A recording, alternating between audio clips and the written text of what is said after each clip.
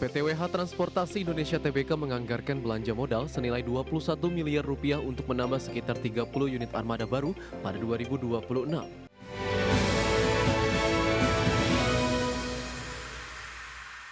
PTWH Transportasi Indonesia Tbk menganggarkan belanja modal senilai 21 miliar rupiah untuk menambah sekitar 30 unit armada baru pada tahun 2026. Pada lini bus pariwisata, perseroan berencana menambah armada baru yang difokuskan untuk kebutuhan berbasis proyek atau kontrak jangka panjang. PTWH Transportasi Indonesia Tbk menganggarkan belanja modal senilai 21 miliar rupiah untuk menambah sekitar 30 unit armada baru pada 2026. Direktur Utama PTWH Transportasi Indonesia Tbk, Andrianto Putra Tirtawisata mengatakan, pada lini bus pariwisata perseroan berencana menambah armada baru yang difokuskan untuk kebutuhan berbasis proyek atau kontrak jangka panjang. Langkah ini sejalan dengan upaya penetrasi ke sektor minyak dan gas, korporasi hingga institusi pendidikan. Sementara itu pada bisnis angkutan antar kota, perseroan mulai melakukan uji coba penggunaan kendaraan listrik atau electric vehicle. Langkah tersebut dipandang sebagai strategi jangka panjang untuk mengurangi ketergantungan terhadap bahan bakar minyak sekaligus meningkatkan efisiensi operasional. Manajemen menegaskan prinsip kehati-hatian dalam anggaran belanja modal pada 2026, terutama dalam memilih investasi kendaraan yang lebih efisien dan optimal. Manajemen tak menampik bisnis transportasi darat masih menghadapi tekanan biaya operasional dan tantangan daya beli masyarakat.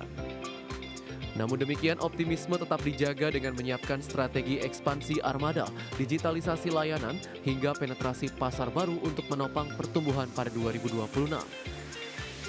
Berbagai sumber IDX Channel.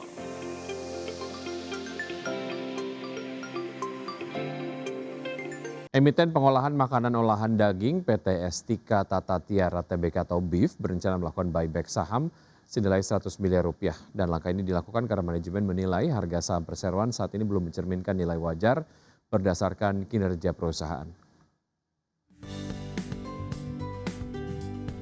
PT Estetika Tata Tiara Tbk atau dengan kode saham BIF akan melaksanakan pembelian kembali saham atau buyback pada periode 19 Mei 2026 hingga 18 Mei 2027. Perseroan menyiapkan dana sebesar 100 miliar rupiah di luar biaya perantara perdagangan efek dan biaya lainnya yang berkaitan. Manajemen BIF menegaskan seluruh dana untuk buyback berasal dari kas internal perseroan dan bukan dari hasil penawaran umum maupun pinjaman. Dalam aksi ini, BIF berencana membeli kembali sekitar 4,1% atau setara 333 juta saham dengan harga maksimal Rp300 per saham. Manajemen menyebut pembelian kembali saham dilakukan karena harga saham BIF saat ini dinilai belum mencerminkan nilai wajar berdasarkan kinerja perseroan. Saham hasil buyback nantinya akan disimpan sebagai saham treasury dan dapat dialihkan kembali sesuai ketentuan OJK yang berlaku.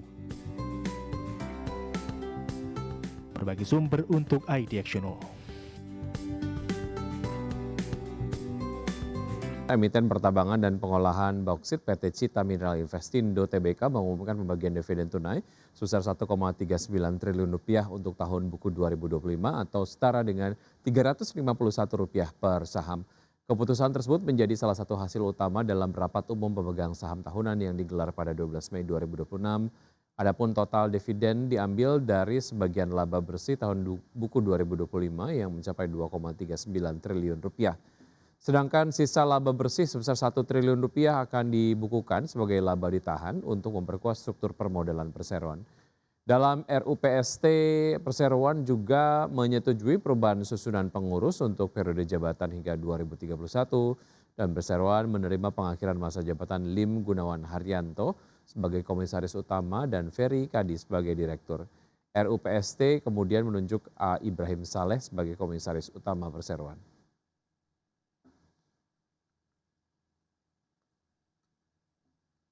Ya, pemirsa, seiring tingginya ketidakpastian ekonomi global, Bursa Efek Indonesia menyatakan pelemahan indeks harga saham gabungan saat ini masih sejalan dengan pelemahan di pasar Asia dan global. Bursa Efek Indonesia mengimbau investor untuk tetap fokus memperhatikan fundamental emiten, tidak panik dan cermat mengatur strategi investasi. Indeks harga saham gabungan di sepanjang perdagangan Senin 18 Mei 2026 ditutup terkoreksi 1,85% setelah sebelumnya IHSG bahkan sempat anjlok hingga 4% lebih pada sesi perdagangan pertama Senin 18 Mei 2026. Penjabat sementara Direktur Utama Bursa Efek Indonesia Jeffrey Hendrick menyatakan pelemahan IHSG saat ini masih sejalan dengan pelemahan di pasar Asia dan global lainnya. Hal tersebut dikarenakan masih tingginya ketidakpastian situasi ekonomi global. Untuk itu ia menekankan kepada para investor agar dapat fokus memperhatikan fundamental emiten.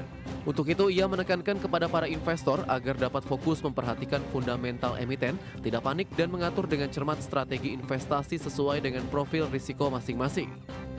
Jadi saya rasa masih inline ya dengan global market, tetapi memang ketidakpastian di pasar kita itu masih cukup tinggi. Oleh karena itu tentu tidak bosan-bosannya kami mengingatkan supaya investor tentu tetap memperhatikan fundamental, ya tidak panik, ya menganalisis secara cermat, ya mengatur strategi berinvestasi sesuai dengan profil risiko masing-masing. Karena kondisi pasar ya sangat dinamis, ya ketidakpastiannya masih cukup tinggi. Sebelumnya pada perdagangan awal pekan, indeks harga saham gabungan konsisten bergerak di zona pelemahan seiring tekanan yang datang dari hasil review penyedia indeks global FTSE Russell yang menyusul langkah MSCI dalam memperbarui tinjauan atas pasar modal Indonesia. Usai pengumuman FTSE, saham-saham berkapitalisasi besar tak luput dari aksi jual yang tercatat menjadi pemberat utama bagi indeks harga saham gabungan hingga akhir perdagangan Senin 18 Mei 2026. Jakarta, Riken Wardi, IDX Channel. Pemirsa, FTSE Russell kembali menjadi perhatian pelaku pasar setelah mengumumkan pembaruan perlakuan indeks terhadap pasar modal Indonesia. Dalam evaluasi terbaru, FTSE Russell menyoroti 4 aspek utama yang mencakup pengungkapan data pemegang saham dengan konsentrasi tinggi, data pemegang saham di atas 1%, laporan klasifikasi investor, serta pemenuhan free float minimum sebesar 15%. FTSE Russell kembali menjadi perhatian pelaku pasar setelah mengumumkan pembaruan perlakuan indeks terhadap pasar modal Indonesia. Keputusan tersebut muncul usai evaluasi bersama Bursa Efek Indonesia, Otoritas Jasa Keuangan, dan Kustodian Sentral Efek Indonesia terkait transparansi kepemilikan saham serta ketentuan free float. Respon pasar langsung terlihat pada perdagangan Senin 18 Mei 2026. Sejumlah saham berkapitalisasi besar mengalami tekanan seiring penyesuaian indeks global oleh FTSE Russell dan MSCI, terutama pada saham dengan kategori High Shareholding Concentration. Dalam evaluasi terbarunya, FTSE Russell menyoroti 4 aspek utama di pasar modal Indonesia. Fokus tersebut mencakup pengungkapan data pemegang saham dengan konsentrasi tinggi atau High Shareholding Concentration, data pemegang saham di atas 1%, laporan klasifikasi investor, serta pemenuhan free float minimum sebesar 15%. FTSE Russell juga mengonfirmasi sejumlah perlakuan baru pada tinjauan indeks Juni 2026. Beberapa di antaranya meliputi pembaruan Industry Classification Benchmark, penyesuaian free float kuartalan tanpa buffer standar, hingga perubahan klasifikasi kapitalisasi saham akibat aksi korporasi seperti spin-off.